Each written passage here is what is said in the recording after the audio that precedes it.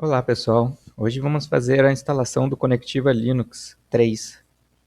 Foi lançado em dezembro de 98, uma distribuição bastante antiga, a sede era em Curitiba, uma distribuição brasileira. Foi onde muitas das pessoas aqui do Brasil começaram a ter o contato com o mundo Linux.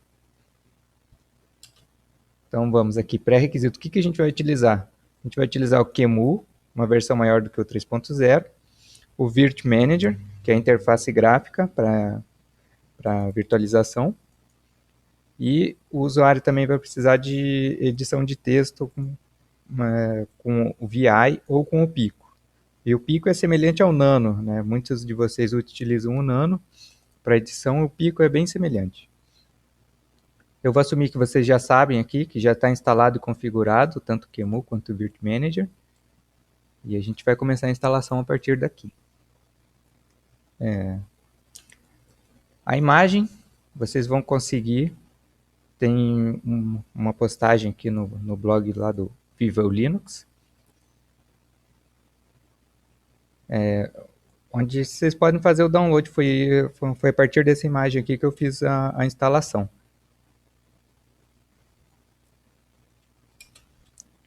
Então vamos começar, vamos criar a máquina virtual. Eu já estou com o Virt Manager rodando aqui e vamos criar uma nova máquina virtual. Vamos utilizar com a imagem, sim. Vamos selecionar a imagem, ela não foi detectada, então nós precisamos colocar como genérica. A memória máxima que eu testei que ele consegue dar boot é por volta de 900 MB. Mas, assim, recomendado na época da instalação era 32. Eu vou colocar 512, porque eu sei que não vai dar problema e vai funcionar bem na nossa instalação. Da mesma forma, um disco, né? Naquela época o pessoal tinha disco de 2 a 4 GB. Então eu vou simular aqui um disco de 2 GB, está mais do que ótimo para fazer essa instalação.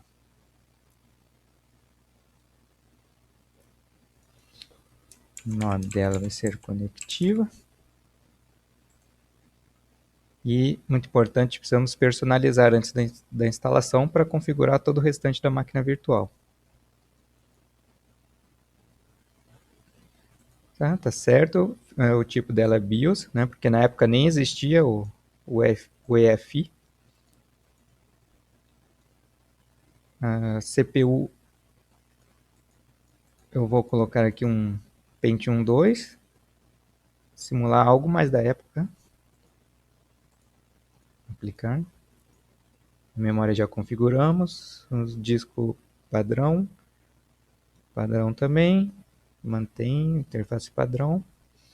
Rede, para funcionar, que eu vi que funcionou, NE2K PCI.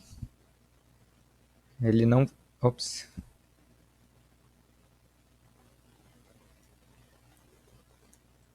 Ele não fica aqui listado, mas ele é padrão do QEMU, ele tem suporte, então é o que vai funcionar. Tablet, ele está emulando USB, o controlador de USB também aqui é 2.0. Naquela época não existia o USB 2.0, apenas 1.0, então eu vou deixar porque não vai atrapalhar, mas também não vai adiantar nada. Para som, eu percebi que se a gente colocar aqui o ES1370 ou SB16, você pode ser que consiga, mas é difícil a configuração. Provavelmente teria que recompilar o kernel original dele. Então, para essa instalação, a gente não vai ter o som. Eu vou remover aqui. O adaptador de vídeo também. A gente vai precisar de um adaptador mais da época para poder funcionar, que é o Cirrus. Certo, aqui não mexe. Vamos iniciar a instalação.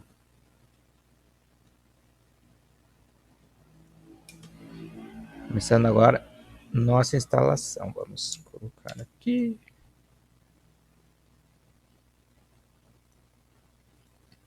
Vamos ver. Escalar.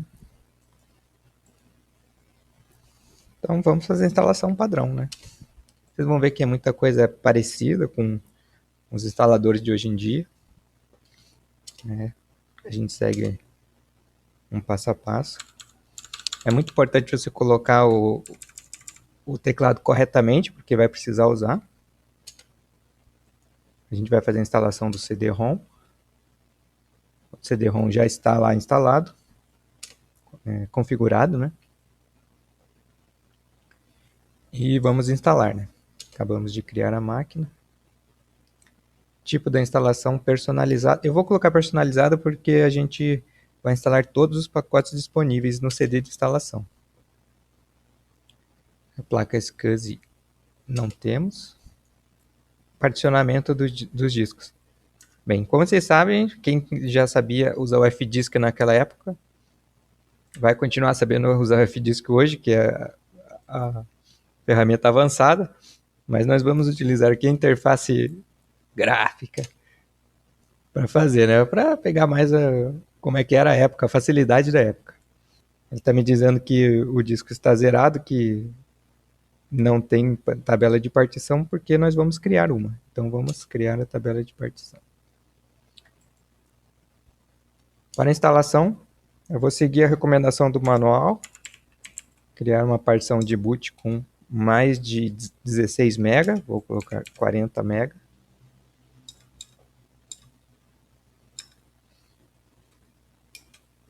Criamos. Vamos adicionar nova partição. Ponto de montagem aqui. A gente vai colocar swap, porque essa instalação ele pede que a gente tenha swap de o limite máximo na época era 100 MB para partição de swap, que era mais ou menos o parelho com o que eles tinham de RAM.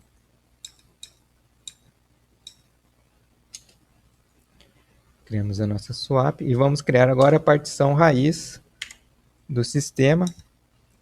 O tamanho extensível aqui a gente vai até o fim do disco. Ativa Linux. E pronto. Então tá certo, seguindo a recomendação do manual.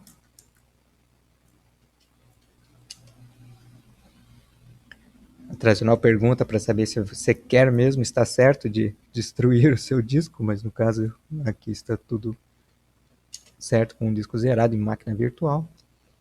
Sim, vamos formatar, né, todas as partições porque o disco está zerado, mas não vamos checar por blocos ruins, que na época era comum fazer isso, mas hoje em dia a gente praticamente só faz quando precisa mesmo. A gente poderia escolher aqui um por um, conforme fosse o caso, né? Se a gente tivesse um disco pequeno, como não é o caso, a gente quer todos os pacotes disponíveis para saber tudo que tinha na época. Então ficará um registro no nosso disco na partição raiz lá no temporário. Nessa etapa agora ele vai fazer a formatação dos discos e das partições. Vai demorar aqui uns 5 minutos.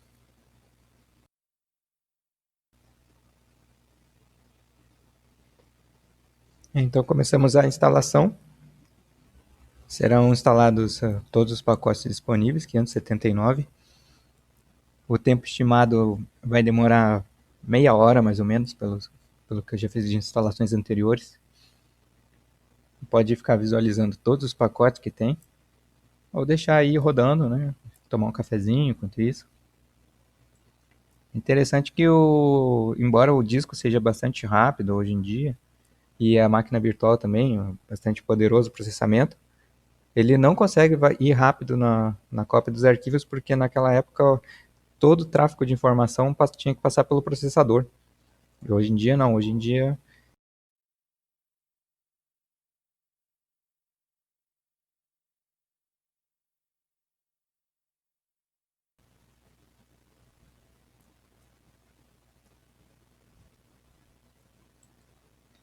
dando prosseguimento à instalação, depois de meia hora de instalação de todos os pacotes.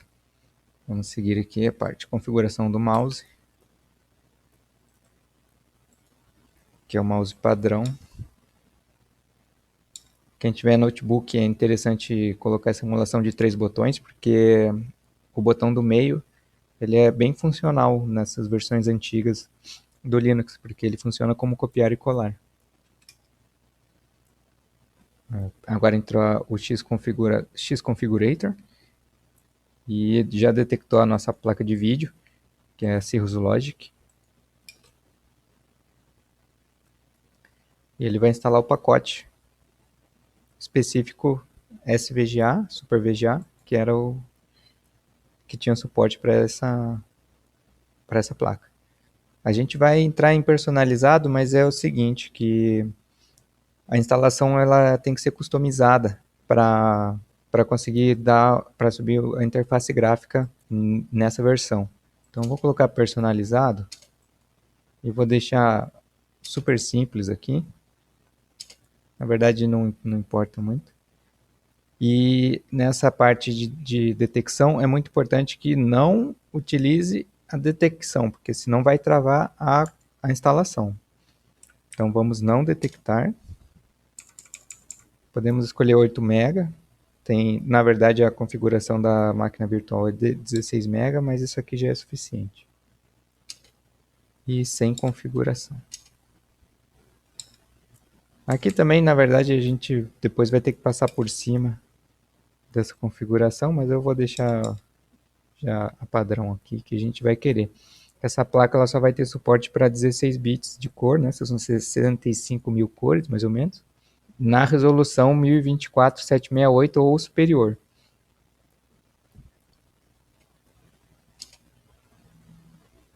Alguma coisa acontece nessa etapa que vai demorar uns 4 ou 5 minutos para passar dela, mas não, o computador não está travado, ele está detectando alguma coisa lá, e é só ter paciência.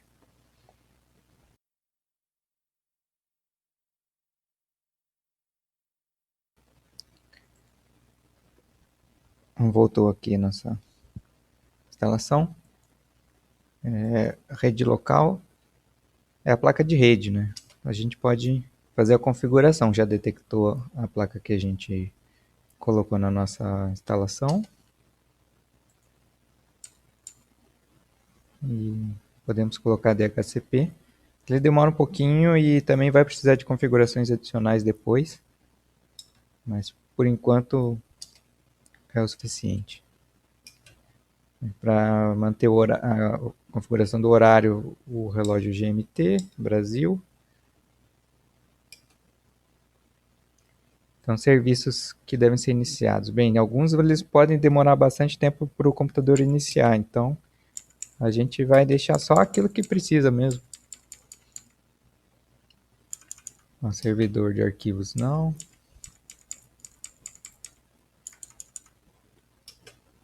Para impressão também não.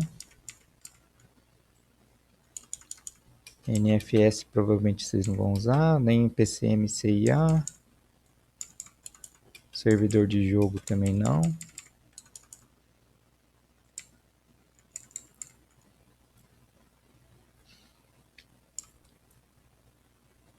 O Squid também não. TACP também não. Vamos configurar a impressora? Claro que não. Agora aqui você escolhe aquela super senha com 6 dígitos, tem que ter. Antigamente era costume, né, ter um disco de inicialização que em caso de,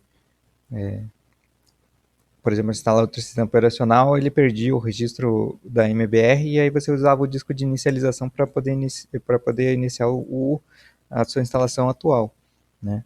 Então, aqui não é o caso, a gente não vai precisar porque a gente nem tem disquete.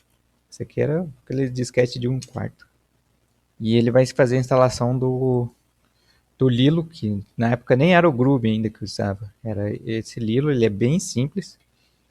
E a gente vai salvar ele na MBR do disco. Essa outra opção é somente se tivesse outro sistema operacional instalado, mas não é o caso. Então vamos lá. Aqui é padrão. E parabéns, a nossa instalação terminou com sucesso. Essa aqui foi a parte fácil da instalação, né? Porque para conseguir fazer ele funcionar, vai dar mais um trabalho. Começando agora a segunda parte da instalação.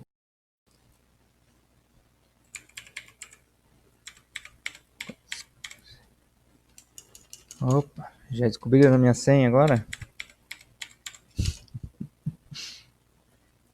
Então vamos lá. Quando eu utilizo a configuração, a gente vai precisar alterar esse arquivo aqui. etc x11 xfconfig. Aqui era onde ficava instalado todas as configurações do monitor. Naquela época não tinha a detecção do monitor automática, não. Você tinha que digitar para cada monitor as configurações que davam certo e que vinha no manual do seu monitor. Aqueles modelos que tinha na instalação eram os modelos mais comuns na época. Como a gente tem agora aqui o QEMU, ele é um monitor diferente desses todos. Então a gente vai precisar editar e deixar de acordo com a nossa necessidade.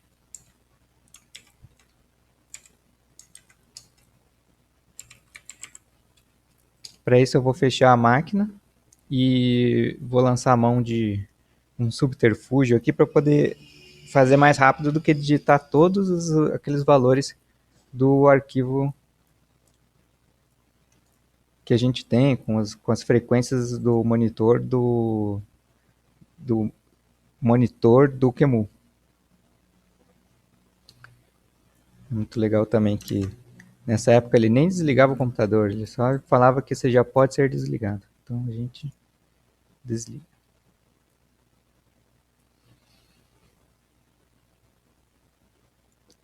Para fazer isso, a gente tem aqui que eu já preparei a seção do monitor e a seção da placa de vídeo que você vai precisar para conseguir rodar o servidor, o X no Conectiva 3. Em vez de digitar tudo isso daqui lá na mão, a gente vai fazer a montagem do disco que a gente criou e editar por aqui mesmo.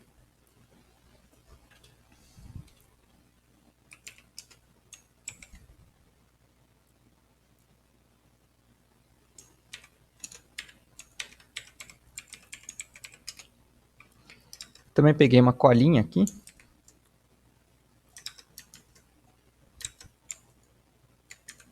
Embaixo, que é como é que a gente monta o disco do QEMU como uma partição mesmo.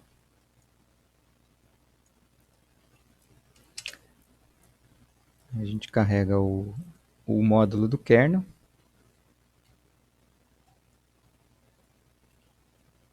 Aí a gente conecta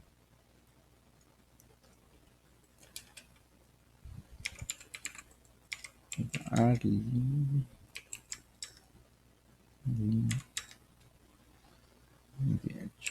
imagens com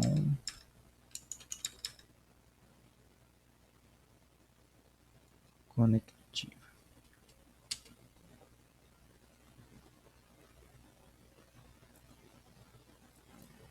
Essa parte a gente já fez, foi o disco que a gente configurou lá com o Disk Druid. Então ele criou uma partição boot com 40 MB, criou uma partição estendida, e dentro dessa partição estendida a swap e a partição raiz. Então agora a gente vai montar essa partição raiz em algum lugar. Dir barra root barra.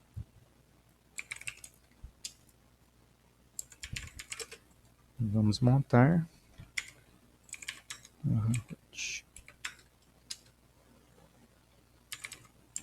E agora a gente pode editar facilmente aquele arquivo que a gente precisa. A root, raiz. etc x11 xf86 config. Então vamos lá para a seção do monitor section.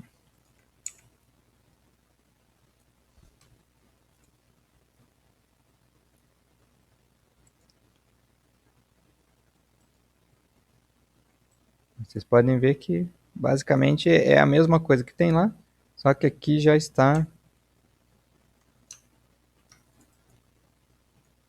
compactado. Vamos apagar tudo.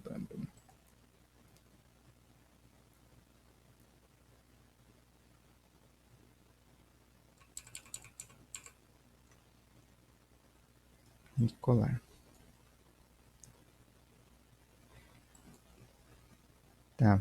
É muito interessante que nesse arquivo aqui, se vocês quiserem mudar a configuração, a resolução da tela, eu já deixei preparado a resolução máxima possível, que é 1280 por 800, porque a taxa de atualização dessa placa é 85, né, nesse kernel, é 85 MHz.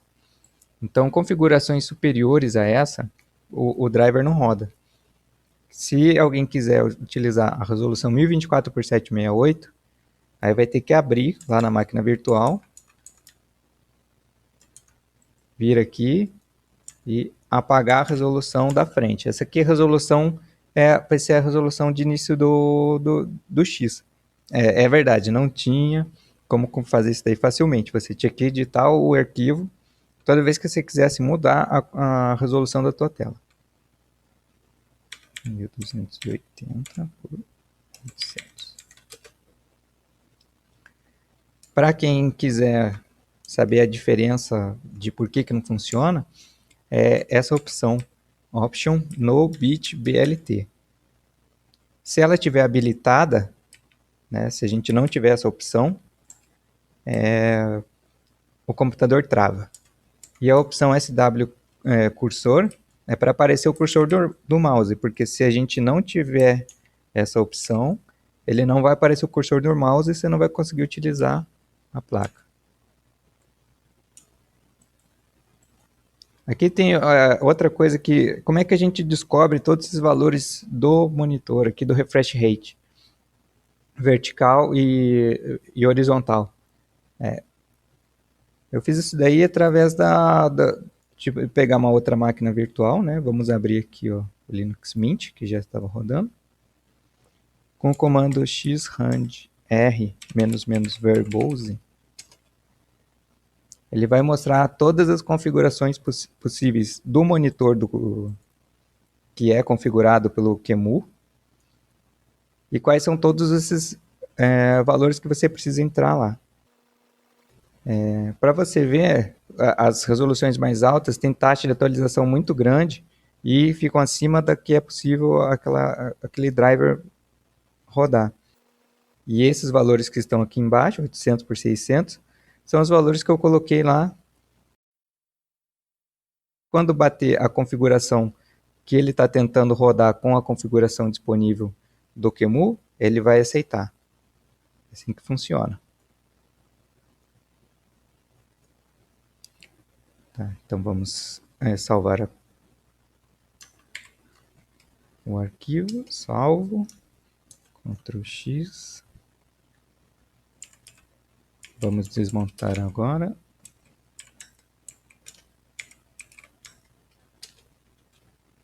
Então já está lá, já está alterado com com o nosso arquivo de configuração que vai funcionar. E podemos ligar ele de novo. Ah, sim. Está aberto por outro processo. Não podemos abrir ele agora. Por quê? Porque eu preciso desmontar aqui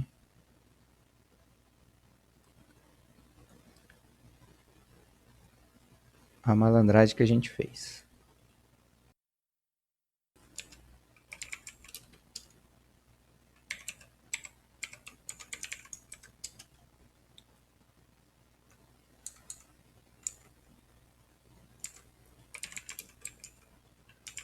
Já vamos fazer a limpeza e tirar o módulo também. NBD. NBD.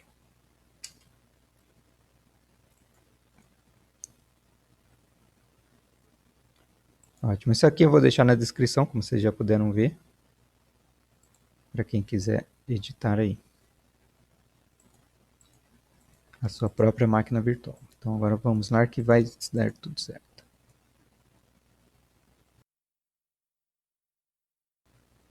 Então vamos ver se a nossa configuração funcionou. Para começar a interface gráfica, o comandinho Start X.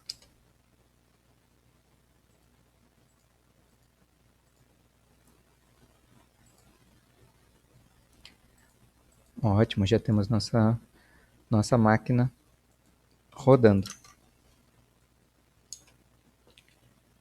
Então, esse aqui é o Window Maker, ele era a distribuição, assim, a interface gráfica padrão do Conectiva, nessa versão que foi enviada, né, era o Conectiva 3, e funcionava assim, o menuzinho é só clicar no botão direito do mouse, em qualquer lugar, você pode abrir a janela, pode abrir um outro programa,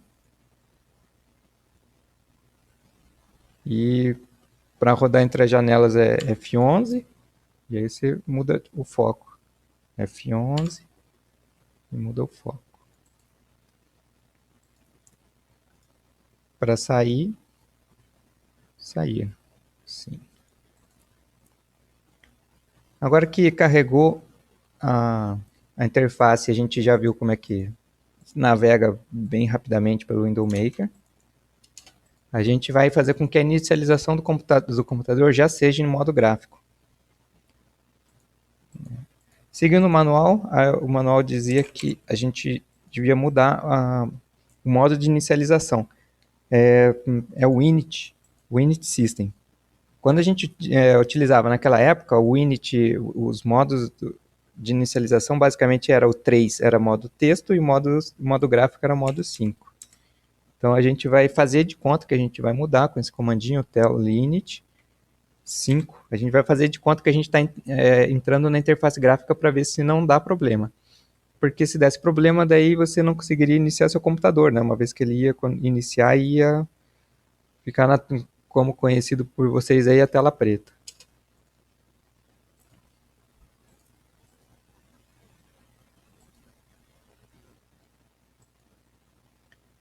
Como foi instalado o KDE, ele carregou o KDM, que é o gerenciador de login do KDE. Ele funcionou aqui, está tudo rodando. E você pode também escolher qual que é a interface gráfica que você vai escolher. A gente entrou porque a padrão era o Window Maker, então com o Start X já entrava no Window Maker. Mas agora você vê que a gente fez a instalação de todos os pacotes, então a gente pode escolher outro. Tem gente aí que utilizava o FWM 95, que era parecido com o Windows 95. E tem a versão KDE, versão 1.0 do KDE, que é ótima para a gente ver aqui como é que funciona.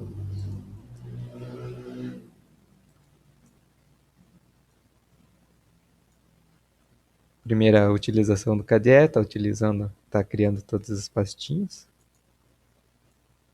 E está aqui a versão 1.0 do KDE, com as suas áreas de trabalho, né?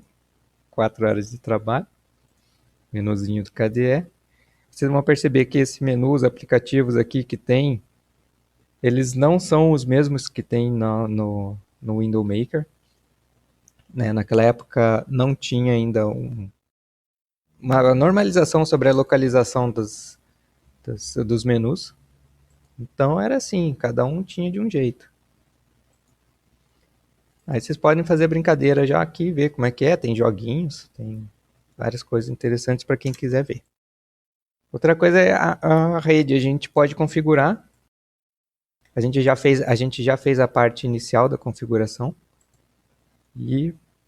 Só que existe algum tipo de incompatibilidade com o DHCP daquela época com o de hoje. E ele não configura todos os parâmetros. Para isso a gente vai utilizar o comando que era o mais utilizado do Conectiva era o Linux Conf. Era um gerenciador de configurações do Conectiva Linux. Talvez fosse do Red Hat também, mas aí eu não sei informar. Esse aqui é como se fosse painel de controle, né? Painel de controle que a gente tem hoje em dia. Mas tem uma configuração fácil de várias coisas aqui. Vamos ver aqui a configuração de rede, o adaptador 1, que é o principal, NE2K-PCI, tá? Aqui está certo. O que a gente precisa fazer é ajeitar o servidor de nomes. Esse aqui vai depender da tua configuração do Virt Manager, né? Quem quiser ver, pode ver por aqui. Editar detalhes da conexão. Rede virtuais. E a gente, como a máquina virtual tá no perfil default, ele está na rede 192.168.122.0. E é isso que a gente vai configurar agora nele. Servidor de nomes vai ser 192.168.122.1. E configurar também a rota padrão. Roteador padrão 192.168.122.1. Aceitar. Sair. Sair. Sair. O sistema não está em sincronia. Vamos ativar as mudanças. Ativar as mudanças. Ótimo. Com isso já podemos ver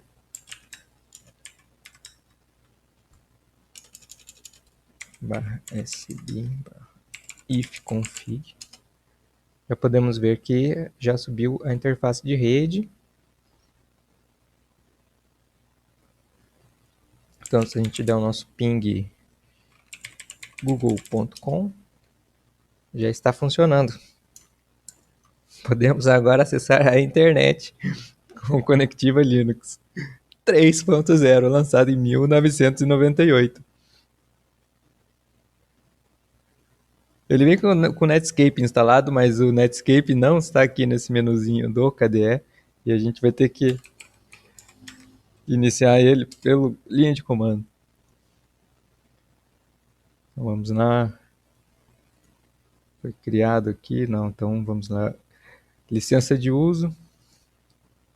Aceito, ok.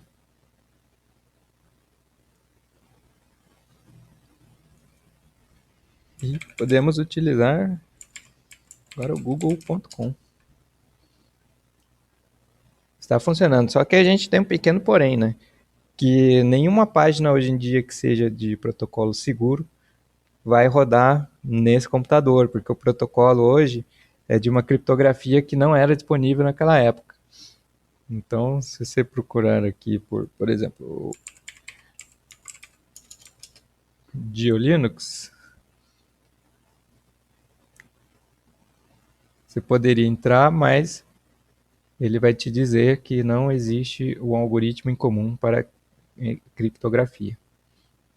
Então fica bem limitado mesmo vocês navegarem na internet. Só poucos sites que estejam disponíveis hoje em dia vocês vão poder acessar. Mas fica aí um registro histórico de como é que era o navegador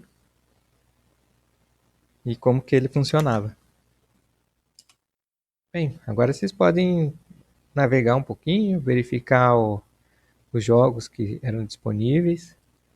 Se tem algum joguinho que vocês não conheciam, como é que era na época o funcionamento do computador.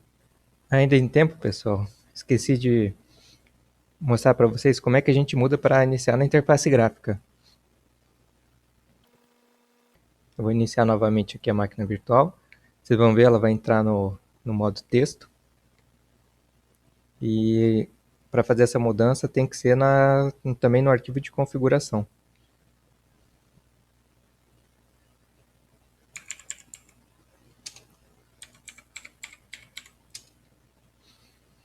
O arquivo a ser alterado é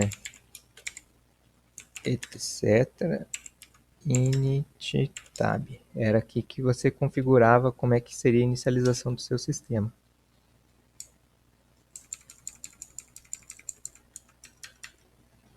O init default é 3. A gente vai colocar o init default como 5, que é o x11, a inicialização. Já tinha aqui até uma cola aqui para você saber como é que funciona. Salvar, Ctrl X, sair. Querem ver só como é que funciona? Você aperta init. E se eu quisesse reiniciar, você falaria init 6. Então, init reinicialização. Reinicialize, init 6. Que seria o comando equivalente a utilizar o reboot. Se eu quisesse desligar o computador, init 0.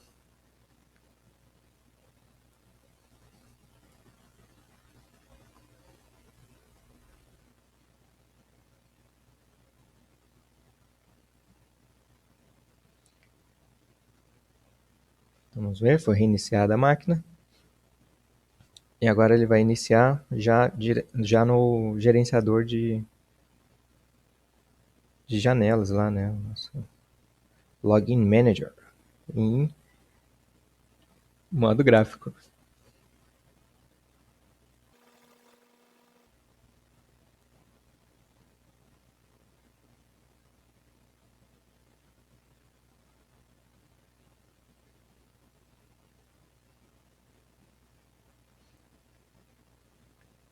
Muito legal, né?